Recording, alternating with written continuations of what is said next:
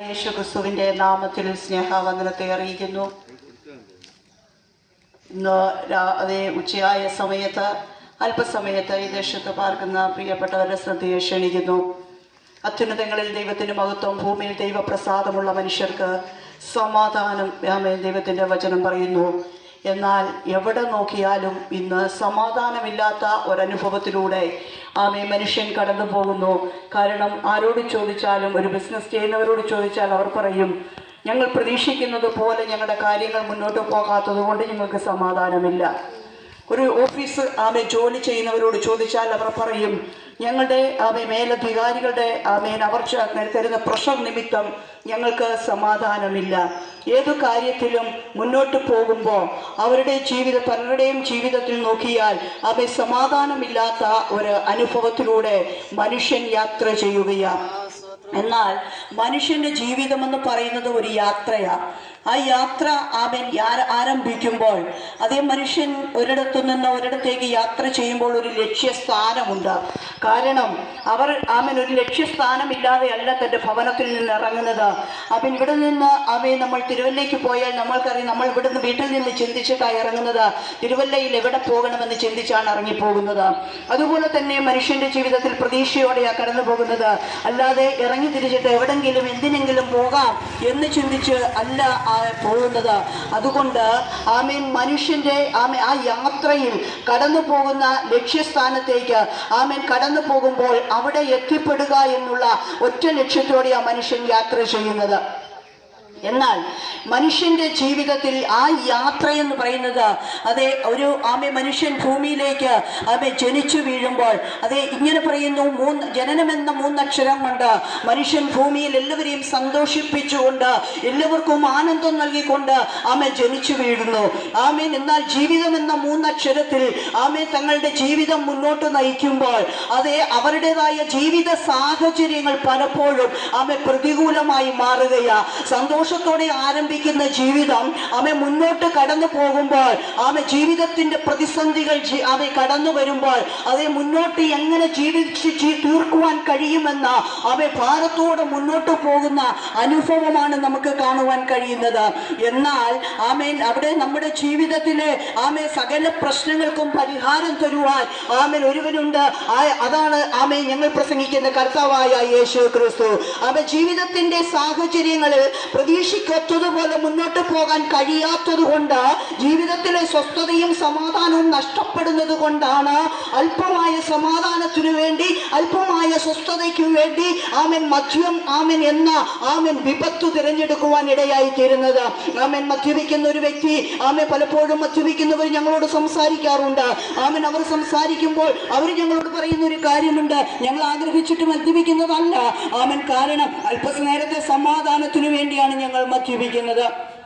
എന്നാൽ പ്രിയമുള്ളവരെ, ഞാൻ പറയട്ടെ, മദ്യം കഴിക്കുന്ന അല്പസമയം എന്ന് പറയുമ്പോൾ മദ്യം തങ്ങളുടെ തലച്ചോറിന്റെ നിയന്ത്രണത്തെ ഏറ്റെടുത്തു കഴിയുമ്പോൾ തങ്ങളുടെ സുബോധം നഷ്ടപ്പെട്ടവരായി ജീവിതത്തിലെ എല്ലാ ചിന്തകളും ഭാരങ്ങളും എല്ലാം മറന്ന് അല്പസമയം കിടന്നുറങ്ങും. അല്ലെങ്കിൽ അല്പസമയം എവിടെങ്കിലും സുബോധമില്ലാത്തവരെ വഴിയരികിൽ കിടക്കും. അല്ലെങ്കിൽ ഭവനത്തിൽ കടന്നു വന്ന് പ്രശ്നങ്ങൾ ഉണ്ടാക്കും. മദ്യപിക്കുന്നവർ പലരും പല നിലവാരത്തിലുള്ളവരാ. എന്നാൽ അതിന്റെ കെട്ടുവിട്ട് കഴിയുമ്പോൾ വീണ്ടും പഴയ ജീവിത ശൈലിയിലേക്ക് മനുഷ്യൻ മാറുകയാ. അങ്ങനെ മുന്നോട്ട് പോകുമെന്നാൽ ഇന്ന് കഴിച്ച മദ്യത്തിന്റെ ടൈം ആകുമ്പോൾ അടുത്ത ദിവസവും അതേ സമയത്ത് മദ്യം കഴിച്ചില്ല എങ്കിൽ തങ്ങളുടെ ജീവിതത്തിൽ ശരീരത്തിന്മേൽ പല അസ്വസ്ഥതകൾ ഉണ്ടാകുവാനിടയാകും. അതുകൊണ്ട് പിന്നത്തേത് കഴിക്കണമെന്ന് ആഗ്രഹം ഇല്ലെങ്കിലും അതിന്റെ അവസ്ഥയിൽ വീണ്ടും വീണ്ടും മദ്യപിച്ച് തുടങ്ങുകയാ. കാരണം ഇന്ന് പല ഭവനങ്ങളിൽ അറിയാം, ഞങ്ങൾക്കറിയാവുന്ന പല ഭവനങ്ങളിൽ അപ്പൻ മദ്യപിക്കുന്നു, അതിനോട് ചേർന്ന് മക്കൾ മദ്യപിക്കുന്നു. അതുകൊണ്ട് മക്കളെ പോലും ഉപദേശിക്കാൻ കഴിയാത്ത ഒരു നിലവാരത്തിലേക്ക് മാറുകയാണ്. എന്നാൽ മദ്യം കഴിക്കുന്ന വ്യക്തിയോട് പറയുമ്പോൾ അവർ ചോദിക്കുന്നു, നിങ്ങൾക്ക് എന്താ കാര്യം? ഞങ്ങളുടെ കാശ് കൊണ്ടല്ലേ ഞങ്ങൾ മദ്യപിക്കുന്നത്. പ്രിയ സ്നേഹിത, നിങ്ങൾ മദ്യപിക്കുന്നത് നിങ്ങളുടെ കാശ് കൊണ്ടാകാം. പക്ഷേ ഈ മദ്യം നമുക്കറിയാം, മദ്യം എടുത്ത് കഴിക്കുമ്പോൾ അതിന്റെ ബോട്ടിലിൽ വ്യക്തമായി എഴുതി വെച്ചിരിക്കുന്നു, അത് ആരോഗ്യത്തിന് ഹാനികരമെന്ന്. ആരോഗ്യത്തിന് ഹാനികരമെന്ന് പറഞ്ഞിരിക്കുന്ന സാധനം അത് വളരെ ടേസ്റ്റോടെ വലിച്ചു കുടിച്ച് തങ്ങളുടെ കരളും അതേ ആന്തരിക അവയവങ്ങളൊക്കെയും നഷ്ടപ്പെട്ട് തങ്ങളുടെ കുടുംബത്തിന് നഷ്ടമായി പോവുകയാ. പറയട്ടെ, രാവിലെ സന്തോഷത്തോടെ കടന്നു പോകുന്ന ഒരു പിതാവ് ഭവനത്തിലേക്ക് മടങ്ങി വരുമ്പോൾ തങ്ങളുടെ കുഞ്ഞുങ്ങൾ പ്രതീക്ഷയോടെ കാത്തിരിക്കുകയാ. എന്റെ പപ്പ പോയിട്ട് വരുമ്പോൾ പലഹാരങ്ങളും വാങ്ങിച്ചു കൊണ്ടുവരും. തന്റെ ഭാര്യ കാത്തിരിക്കുകയാ. എന്റെ ഭവനത്തിലെ സകല കാര്യങ്ങൾ ക്രമീകരിച്ചു കൊണ്ട് കടന്നു വരും. എന്നാൽ കടന്നു വന്ന് കഴിയുമ്പോൾ മദ്യപിച്ച് ലക്കുകെട്ടവനായി ഭവനത്തിലേക്ക് മടങ്ങി വരുമ്പോ ഉള്ളതൊക്കെ ആക്കി കഴിച്ച് ആഹാരമെല്ലാം ഒരുക്കി വെച്ചിരിക്കുന്ന പ്രിയപ്പെട്ടവർ അതേ ഭർത്താവിന്റെ മടങ്ങി വരവിൽ സുബോധം നഷ്ടപ്പെട്ടവനായി മടങ്ങി വന്നു കഴിയുമ്പോൾ വീട്ടിൽ പ്രശ്നമായി ഒന്ന് പറഞ്ഞ് രണ്ട് പറഞ്ഞ് പ്രശ്നങ്ങളിലേക്ക് കടന്നു പോകുമ്പോ ഉണ്ടാക്കി വെച്ച ആഹാരം പോലും കഴിക്കാൻ കഴിയാതെ പലരും അതേ ഭവനം വിട്ട് രാത്രിയിൽ ഇറങ്ങി മരച്ചുവട്ടിലും പറമ്പുകളിലൊക്കെയും കിടന്നുറങ്ങുന്ന അനുഭവങ്ങൾ പലരുടെയും ജീവിതത്തിലുണ്ട്. എന്നാൽ പ്രിയമുള്ളവരെ, ഈ മദ്യം എന്ന വിപത്ത് ജീവിതത്തിൽ നിന്നൊഴിവായാൽ കുടുംബത്തിലേക്ക് സമാധാനം മടങ്ങി വരും. മദ്യത്തിന്റെ ഉപയോഗ നിമിത്തം അനേക കുടുംബജീവിതങ്ങൾ തകർന്നു പോകുന്നുണ്ട്. മദ്യത്തിന്റെ ഉപയോഗ നിമിത്തം അനേകരുടെ തലമുറകൾ നശിച്ചു പോകുന്നുണ്ട്. അതേ മദ്യത്തിന്റെ ഉപയോഗ നിമിത്തം തങ്ങളുടെ ജീവിതങ്ങൾ താറുമാറായി ശരീരത്തിന്റെ അവസ്ഥകൾ തകർന്നു പോകുന്ന നിത്യരോഗിക്ക് അടിമകളായി മാറുന്ന അനുഭവത്തിലൂടെ ജനം കടന്നു പോവുകയാ. എന്നാൽ ഇന്ന് പകലിൽ ഞാൻ പറയട്ടെ, കുടുംബത്തിലേക്ക് സമാധാനം മടങ്ങി വരണമെങ്കിൽ ഈ വിപത്തിനെ ഒഴിവാക്കുക മാത്രമല്ല, യേശു നിങ്ങളെ സ്നേഹിക്കുന്നു. സമാധാനം തരണമെങ്കിൽ യേശുവിനെ കഴിയത്തുള്ളൂ. ദൈവത്തിന്റെ വചനം ഇങ്ങനെ പറയുന്നു, ഞാൻ നിങ്ങൾക്ക് എന്റെ സമാധാനം തന്നേച്ചു പോകുന്നു, അത് ലോകം തരുന്നത് പോലല്ല. ലോകം തരുന്ന സമാധാനമൊക്കെയും ഇങ്ങനെ അല്പനേരത്തേക്കുള്ള ആശ്വാസം മാത്രമായി തോന്നുമ്പോൾ കർത്താവ് തരുന്ന സമാധാനം എന്ന് പറയുന്നത് നിത്യമായ സമാധാനമാ. ആ കർത്താവിന് വേണ്ടി സമർപ്പിക്കപ്പെടുന്ന ഒരു വ്യക്തിയാണ് മദ്യം അങ്ങനെ തിരഞ്ഞെടുത്താൽ അടുത്തത് ലഹരി പദാർത്ഥങ്ങൾ. പല വിധത്തിൽ ഇന്ന് പല രൂപത്തിലാണ് ലഹരി പദാർത്ഥങ്ങൾ അത് വിറ്റഴിയപ്പെട്ടുകൊണ്ടിരിക്കുന്നത്. അത് ബിസ്ക്കറ്റ് രൂപത്തിലും കേക്ക് രൂപത്തിലും മുട്ടായി രൂപത്തിലൊക്കെയും അതേ ലഹരി പദാർത്ഥങ്ങൾ വിറ്റഴിച്ചു കൊണ്ടിരിക്കുകയാ. നമുക്ക് നമ്മുടെ കുഞ്ഞുങ്ങൾ കഴിഞ്ഞ പഴയ കാലങ്ങളിൽ നോക്കിയാൽ കുഞ്ഞുങ്ങൾ നമ്മുടെ ഭവനങ്ങളൊക്കെ സേഫാ. എന്നാൽ സ്കൂളിലേക്ക് വിട്ടു കഴിഞ്ഞാൽ രാവിലെ സ്കൂളിൽ വിടുന്ന കുഞ്ഞുങ്ങളെ 4 മണി വരെ കുഞ്ഞുങ്ങൾ അതേ സ്കൂളിൽ സേഫാ. തിരിച്ചു മാതാപിതാക്കൾ കൊണ്ടുവന്നു കഴിഞ്ഞാൽ ഭാരപ്പെടേണ്ട, ഭയപ്പെടേണ്ട. എന്നാൽ ഇന്നത്തെ ഒരു കാലയളവിലേക്ക് വന്നു കഴിഞ്ഞപ്പോൾ മദ്യത്തിന്റെ ലഹരി പദാർത്ഥങ്ങളുടെ ഉപയോഗങ്ങൾ നിമിത്തം സ്കൂളിലെ പല ടീച്ചേഴ്സ് പോലും ഇതിൻ്റെതായ അതേ വിറ്റഴിക്കുന്നവരായി മാറിക്കൊണ്ടിരിക്കുമ്പോൾ ഏജന്റുമാരായി മാറിക്കൊണ്ടിരിക്കുമ്പോൾ കുഞ്ഞുങ്ങൾ സ്കൂളുകളിൽ സേഫ് അല്ല. പോകുന്നവ വഴിയാത്രയിൽ സേഫ് അല്ല. കുടുംബങ്ങളിൽ സേഫ് അല്ല. ആ ഒരു കാലത്ത് നമ്മുടെ കുഞ്ഞുങ്ങളെ ചേർത്ത് പിടിച്ച് പ്രാർത്ഥിക്കേണ്ടത് നാം മാതാപിതാക്കളെ, നമ്മുടെ ഓരോരുത്തരെയും കടമയാ. രാവിലെ പോകുന്ന കുഞ്ഞുങ്ങളുടെ പുറകെ നമുക്ക് യാത്ര ചെയ്യാൻ പറ്റത്തില്ല. കാരണം എന്താ? അവരെ രാവിലെ ഒരുങ്ങി സ്കൂളിലേക്ക് എന്ന് പറഞ്ഞ് പോകുന്നു. അവർ സ്കൂളിലെത്തുന്നുണ്ടോ, എവിടെ പോകുന്നു, എങ്ങനെ പോകുന്നു എന്ന് പലപ്പോഴും അറിയാൻ കഴിയുന്നില്ല. രാവിലെ യൂണിഫോം ഇട്ട് സ്കൂളിലേക്ക് കടന്നു പോകുന്ന കുഞ്ഞുങ്ങൾ അവർ പോകുന്ന വഴിക്ക് അവരുടെ ബാഗിൽ മറ്റൊരു ഡ്രസ്സ് എഴുതി ആ ഡ്രസ്സുമായിട്ട് അവിടെ ചെന്ന് യൂണിഫോം മാറി അവർ അടുത്ത പല സ്ഥലങ്ങളിലും കൂട്ടുകാരുമായി ആൺസുഹൃത്തുക്കളുമായി പെൺകുഞ്ഞുങ്ങളും യാത്ര ചെയ്യുന്ന അനുഭവങ്ങളുണ്ട്. അതേ നമ്മൾ കഴിഞ്ഞ നാളുകളിൽ കഴിഞ്ഞ സമയങ്ങളിലൊക്കെയും സോഷ്യൽ മീഡിയയിൽ നമ്മൾ കണ്ട ഒരു കാഴ്ചയുണ്ട്. അനേക പെൺകുഞ്ഞുങ്ങൾ പുകവലിക്കുന്നവരാ, ലഹരി ഉപയോഗിക്കുന്നവരാ. കാരണം അവരെ ഒന്നും നിയന്ത്രിക്കുവാൻ ആർക്കും കഴിയത്തില്ല. കാരണം എന്താ? പഴയകാലത്തെ മാതാപിതാക്കളെക്കാൾ വിദ്യാസമ്പന്നരായി കുഞ്ഞുങ്ങൾ മാറി. അറിവ് വർദ്ധിച്ചു കഴിഞ്ഞപ്പോൾ അവരുടെ ലോകമായി മാറി. മാതാപിതാക്കൾ ഉപദേശിച്ചാൽ അവർ പറയും, നിങ്ങൾക്കറിയില്ല, ഞങ്ങൾക്കേ അറിയത്തുള്ളൂ. ആ ഒരു കാലയളവ് ചെയ്യുന്നത് ൊക്കെയും വിരൽത്തുമ്പിൽ നടക്കുമ്പോൾ അവരെല്ലാം അറിവ് വർദ്ധിച്ചു കഴിഞ്ഞപ്പോൾ പാപം പെരുകുവാനിടയായി. പാപം പെരുകിയത് കൊണ്ട് അനേക കുഞ്ഞുങ്ങൾ നശിച്ചു പോയിക്കൊണ്ടിരിക്കുകയാണ്. എന്നാൽ ഈ കാലയളവിൽ നമ്മുടെ കുഞ്ഞുങ്ങൾക്ക് വേണ്ടി നമ്മൾ കരയണം. ദൈവത്തിന്റെ വചനം പറയുന്നു, സീയോൻ പുത്രിയുടെ മതിലെ രാവും പകലും ഓരോരോ കണ്ണുനീരൊഴുകുകയും ഭീതിയുടെ തലക്കിലൊക്കെയും വിശപ്പ് കൊണ്ട് തളർന്നിരിക്കുന്ന കുഞ്ഞുങ്ങൾക്ക് വേണ്ടി കരയണം. ഈ കാലയളവിൽ വിശപ്പ് കൊണ്ട് തളരുന്നേക്കാൾ കൂടുതൽ ലഹരിക്ക് വേണ്ടി കരയുന്ന കുഞ്ഞുങ്ങളുണ്ട്. MDMA പോലുള്ള മാരകമായ അതേ ലഹരി പദാർത്ഥം ഉപയോഗിക്കുന്ന കുഞ്ഞുങ്ങൾ അവരുടെ നിയന്ത്രണം അത് ഏറ്റെടുക്കുകയാ. ഒരു സമയം ഉപയോഗിച്ചു എന്നാൽ അടുത്ത സമയമാകുമ്പോൾ വീണ്ടും അത് കഴിക്കണമെന്നവരെ പ്രേരിപ്പിച്ചു കൊണ്ടിരിക്കുകയാ. ആമേൻ അത് കഴിച്ചു കഴിയുമ്പോൾ അവരുടെ നിയന്ത്രണം പിന്നെ ലഹരിയുടെ നിയന്ത്രണത്തില. അപ്പോൾ അത് കിട്ടാൻ വേണ്ടി അവർ ഏതു വഴിയും അന്വേഷിക്കും. ഇന്നത്തെ യൗവനക്കാരായ കുഞ്ഞുങ്ങളൊക്കെയും നാളത്തെ നമ്മുടെ പ്രതീക്ഷയായിരിക്കുന്ന നാളത്തെ ലോകത്തിന്റെ അനുഗ്രഹമായി മാറേണ്ട കുഞ്ഞുങ്ങളൊക്കെയും ഇന്ന് ലഹരിക്ക് അടിമയായി മാറുകയാ. സ്കൂളുകളിലെ കോളേജുകളിലൊക്കെയും കുഞ്ഞുങ്ങൾ ലഹരിക്ക് അടിമയായി മാറുകയാ. അവരുടെ അതേ നിയന്ത്രണം ഏറ്റെടുത്തു കഴിയുമ്പോൾ അവർ ഏതു വഴിയും നോക്കും അതൊന്ന് കിട്ടാൻ വേണ്ടി. അത് കിട്ടാതെ വന്നു കഴിയുമ്പോൾ അവരുടെ സ്വഭാവം മാറും. അവർ ആ സ്വഭാവമുള്ളവരായി മാറും. അങ്ങനെ മദ്യവും ലഹരി പദാർത്ഥവും ഉപയോഗിക്കുന്നവർ ബന്ധങ്ങളെ തിരിച്ചറിയാതെ വരും. അപ്പനെ തിരിച്ചറിയത്തില്ല, അമ്മയെ തിരിച്ചറിയത്തില്ല, സഹോദരങ്ങളെ തിരിച്ചറിയത്തില്ല. എങ്ങനെയെങ്കിലും അവരുപയോഗിക്കുന്ന ലഹരി വസ്തു അവർക്ക് ലഭിക്കേണ്ടതിന് അവർ കൊലപാതകം ചെയ്യുവാനും മറന്നു പോകത്തില്ല. ആ ഒരു നിലവാരത്തിലേക്ക് ലോകം മതം പതിച്ചുകൊണ്ടിരിക്കുമ്പോൾ ദൈവത്തിന്റെ സ്വന്തം നാടെന്ന് വിളിച്ചു പറയുന്ന കൊച്ചു കേരളത്തിൽ ഇന്ന് അക്രമത്തിന്റെ അനുഭവത്തിലേക്ക് കടന്നു പോകുകയാ. അത് നമുക്കറിയാം. രാവിലെ സമയം നമുക്ക് ദിനപത്രങ്ങൾ വായിക്കുമ്പോൾ സോഷ്യൽ മീഡിയയിൽ കൂടെ ഒന്ന് കണ്ണോടിച്ചാൽ നമുക്ക് കാണാൻ കഴിയുന്നത് എന്താ? അക്രമങ്ങൾ മാത്രമാ. അവിടെ പേടിപ്പിച്ചു, അവിടെ കൊലപാതകം നടത്തി, അപ്പൻ അതേ മക്കളെ കൊന്നു, അമ്മ മക്കളെ കൊന്നു. അതെ, അവിടെ നമുക്ക് കേൾക്കാൻ കഴിയുന്നത് ഇങ്ങനെയാ. ഭാര്യ ഭർത്താവിനെ കൊന്നു, ഭർത്താവ് ഭാര്യയെ കൊന്നു. കുടുംബ ബന്ധങ്ങൾക്ക് വിലയില്ലാത്തവരായി കുടുംബങ്ങളെ ഭാര്യയെ ഉപേക്ഷിച്ച് അതേ ഭർത്താവ് ഒരുത്തരുടെ കൂടെ കടന്നു പോകുന്നു. ഭർത്താവിനെ മക്കളെ ഉപേക്ഷിച്ച് ഭാര്യ മറ്റൊരുത്തരുടെ കടന്നു പോകുന്നു. എന്തുകൊണ്ടാ? ദൈവഭയമില്ലാത്തത് കൊണ്ട്.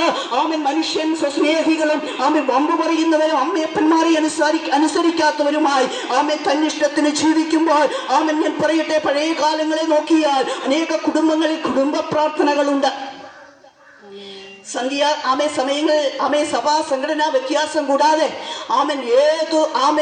സമുദായസ്ഥനായാലും സന്ധ്യാസമയമാകുമ്പോൾ ദൈവത്തിന്റെ പാദപീഠത്തിലിരുന്ന് അപ്പനും അമ്മയും മക്കളും കൂടെ ഒരുമിച്ച് പ്രാർത്ഥിക്കുന്ന ഒരു അനുഭവമുണ്ട്.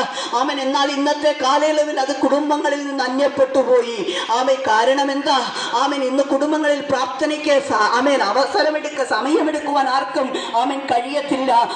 അമ്മ TV സീരിയലിന്റെ പുറകെ പോകുമ്പോൾ അപ്പം മദ്യപിച്ച് അതേ ബോധമില്ലാത്തവനായി കടന്നു വരുന്നു. മക്കൾ ഒന്നുകിൽ ലഹരിക്ക് അടിമയായി കടന്നു വരുന്നു, അല്ലെങ്കിൽ മൊബൈലിന് അഡിക്റ്റായി അവർ ഗെയിമുകളിലൂടെ സഞ്ചരിച്ചു കൊണ്ടിരിക്കുമ്പോൾ കുടുംബത്തിൽ പരസ്പരം സമ്പർക്കം കുറഞ്ഞു പോകുന്നത് കൊണ്ട് കുടുംബ ബന്ധങ്ങൾക്ക് കോട്ടം സംഭവിക്കുകയാ. പരസ്പരം കാര്യങ്ങളെ സ്നേഹത്തോടെയും അപ്പനും അമ്മയും മക്കളും കൂടെ സംസാരിക്കാത്തത് കൊണ്ട് തങ്ങളുടെ ഓരോരുത്തരുടെയും വിഷയങ്ങളെ ഷെയർ ചെയ്യാൻ കഴിയാതെ വരുമ്പോൾ അവരവരുടേതായ വഴി തിരഞ്ഞെടുക്കുകയാ. അതുകൊണ്ടാണ് പ്രതീക്ഷിക്കത്തതുപോലെ മുന്നോട്ട് പോകാൻ കഴിയാതെ വരുമ്പോൾ അവർ ആത്മഹത്യ തിരഞ്ഞെടുക്കുന്നു. സ്നേഹിതരെ, ആത്മഹത്യ ഒന്നിനും പരിഹാരമല്ല. ആത്മഹത്യ എന്ന് പറയുന്നത് ജീവിതത്തിൽ നിന്നുള്ള ഒളിച്ചോട്ടം മാത്രമാ. കാരണം ഞാൻ ആത്മഹത്യ ചെയ്താൽ എന്റെ കുടുംബത്തിലുള്ള ശേഷിക്കുന്നവർ അതിലും വലിയ വിപത്തിലാ വീഴുന്നതെന്ന് ചിന്തിക്കേണ്ടത് ആവശ്യമാണ്. കാരണം ആത്മഹത്യ മാത്രം തിരഞ്ഞെടുത്ത് പോകുന്ന പ്രിയപ്പെട്ടവരെ, ഞങ്ങളുടെയൊക്കെ ജീവിതാനുഭവങ്ങളിലൂടെയാണ് ഞങ്ങൾ പ്രസംഗിക്കുന്നത്. ഒരു കാലത്ത് സമാധാനമില്ലാതെ സന്തോഷം അനുഭവിക്കാൻ കഴിയാതെ ആത്മഹത്യ ചെയ്യുവാൻ ആഗ്രഹിച്ച ഞങ്ങള് കർത്താവിന്റെ വചനം, കർത്താവിന്റെ സ്നേഹമാണ് ചേർത്തു നിൽക്കുവാനിടയായി തീർന്നത്. ആ സ്നേഹം ഞങ്ങളെ ചേർത്തു പിടിച്ചത് കൊണ്ട് ഇന്ന് നിങ്ങളുടെ ഇടയിൽ വന്നു നിന്ന് ഈ കർത്താവിന്റെ വചനത്തെ കുറിച്ച് പറയുവാനിടയാകുന്നത്. അങ്ങനെയെങ്കിൽ ഈ സമാധാനം എവിടെ നിന്ന് കിട്ടും? ഈ സമാധാനം കിട്ടുന്നത് യേശുവിന്റെ പക്കൽ നിന്ന്. ഈ യേശു ലോകത്തിലെ സ്നേഹബന്ധങ്ങളൊക്കെയും ശവക്കുഴി കൊണ്ട് അവസാനിക്കുമ്പോൾ ദൈവത്തിന്റെ വചനത്തിൽ പറയുന്നു, ഞാൻ ലോക അവസാനത്തോളം എല്ലാ നാളും നിങ്ങളോട് കൂടെ ഇരിക്കും. ലോകാവസാനത്തോളം കൂടെ ഇരിക്കാമെന്ന് പറഞ്ഞ ഒറ്റ ഒരാളെ ഉള്ളൂ, അത് കർത്താവായ യേശു ക്രിസ്തുവാണ്. അധ്വാനിക്കുന്നവരും ഭാരം ചുമക്കുന്നവരുമായുള്ളവരെ നിങ്ങൾ എന്റെ അടുക്കിലേക്ക് കടന്നവരും ഞാൻ നിങ്ങളെ ആശ്വസിപ്പിക്കാമെന്ന് പറഞ്ഞ ഒരേ ഒരു വ്യക്തിയുള്ളത് കർത്താവായ യേശു ക്രിസ്തുവാണ്. അങ്ങനെ ഞങ്ങൾ ആ യേശുവിന്റെ സ്നേഹത്തിന് മുമ്പിൽ നിങ്ങൾ ഒറ്റപ്പെടൽ അനുഭവിക്കുന്ന വ്യക്തിയാണോ? കുടുംബത്തിൽ സമാധാനമില്ലാത്ത വ്യക്തിയാണോ? ജീവിതത്തിലെ പ്രതിസന്ധിയിലൂടെ കടന്നുപോയി ആത്മഹത്യ ജീവിതത്തിൽ ആഗ്രഹിച്ചിരിക്കുന്ന എന്നെ കേൾക്കുന്ന വ്യക്തിത്വമേ, ഇന്ന് പകലിൽ ഞാൻ വിളിച്ചു പറയട്ടെ, ഈ കർത്താവിന്റെ സ്നേഹം നിങ്ങളെ മാടി വിളിക്കുകയാ. ദൈവത്തിന്റെ വചനം പറയുന്ന ഒരു പെറ്റമ്മ കുഞ്ഞിനെ ആശ്വസിപ്പിക്കുന്നത് പോലെ ഞാൻ നിങ്ങളെ ആശ്വസിപ്പിക്കും. എന്നാൽ മറ്റൊരു വചനത്തിൽ പറയുന്നു, അമ്മ തന്റെ കുഞ്ഞിനെ മറക്കുമോ? അതെ, പെറ്റമ്മ തന്റെ കുഞ്ഞിനെ മറക്കുന്ന ഒരു കാലത്തിലാണ് നമ്മൾ ആയിരിക്കുന്നത്. നൊന്ത് പ്രസവിക്കുന്ന കുഞ്ഞുങ്ങളെ ഉപേക്ഷിക്കാൻ മടിയില്ല, കൊന്നുകളയാൻ മടിയില്ല. ആ ഒരു കാലത്തിൽ നമ്മൾ ആയിരിക്കുമ്പോൾ യേശുവിന്റെ സ്നേഹം നമ്മളെ തേടി വരുന്നു. ആ യേശു വീണ്ടും മടങ്ങി വരും. അനേക മഹാന്മാരുടെ കല്ലറകൾ അടഞ്ഞു കിടക്കുമ്പോൾ യേശുവിന്റെ കല്ലറ തുറന്നു കിടക്കുകയാ. യേശു ഉയർത്തെഴുന്നേറ്റതിന് ശേഷം യേശു കടന്നുപോയി സ്വർഗ്ഗാരോഹണം ചെയ്തപ്പോൾ ഒരു കാര്യം ഇങ്ങനെ പറഞ്ഞു, ഗലീല പുരുഷന്മാരെ, നിങ്ങൾ ആകാശത്തേക്ക് നോക്കി നിൽക്കുന്നത് എന്താ? നിങ്ങളെ വിട്ട് സ്വർഗ്ഗാരോഹണം ചെയ്ത യേശു പോയതുപോലെ വീണ്ടും മടങ്ങി വരും. അതെ, ഒരു വ്യക്തിയെ പറഞ്ഞിട്ടുള്ളൂ മടങ്ങി വരാമെന്ന്. ആ യേശു വീണ്ടും മടങ്ങി വരും. ആ യേശു മടങ്ങി വരുമ്പോ അതൊക്കെ പറയുന്നു, ഞാൻ നിങ്ങൾക്ക് സ്ഥലമൊരുക്കുവാൻ പോകുന്നു, ഞാൻ ഇരിക്കുന്നിടത്ത് നിങ്ങളെയും ചേർക്കേണ്ടതിന് ഞാൻ മടങ്ങി വരും. ആ യേശുവിന്റെ അടുക്കൽ ആ സ്വർഗത്തിൽ യേശുവിന്റെ അടുക്കൽ ചേർക്കപ്പെടണമെങ്കിൽ പ്രിയമുള്ളവരെ, യേശുവിനെ രക്ഷിതാവായി സ്വീകരിച്ച് കർത്താവിന്റെ കൽപ്പനകളെ, പ്രമാണങ്ങളെ, ചട്ടങ്ങളും അനുസരിച്ച് രക്ഷിക്കപ്പെട്ട് സ്നാനപ്പെട്ട് ദൈവത്തിന്റെ പൈതലായി തീർന്നാൽ കർത്താവിന്റെ വരവെങ്കിൽ ചേർക്കപ്പെടുവാനിടയായി തീരും. ആ ഒരു നല്ല സുദിനത്തിനു വേണ്ടിയാണ് ഞങ്ങൾ ഓരോരുത്തരും ഈ കവനതോറും പ്രസംഗിച്ചുകൊണ്ടിരിക്കുന്നത്. അനേക പാപികളുടെ മാനസാന്തരത്തിന് ഞങ്ങൾ കവനതോറും പ്രസംഗിച്ചുകൊണ്ടിരിക്കുന്നത്. ദൈവത്തിന്റെ വചനം പറയുന്നു, ആകയാൽ നിങ്ങളുടെ പാപങ്ങൾ മാനിക്കിട്ടേണ്ടതിന് അതേ മാനസാന്തരപ്പെട്ട് തിരിഞ്ഞുകൊള്ളുകയും എന്നാൽ കർത്താവിന്റെ സമ്മുഖത്ത് നിന്ന് ആശ്വാസകാലം വരും.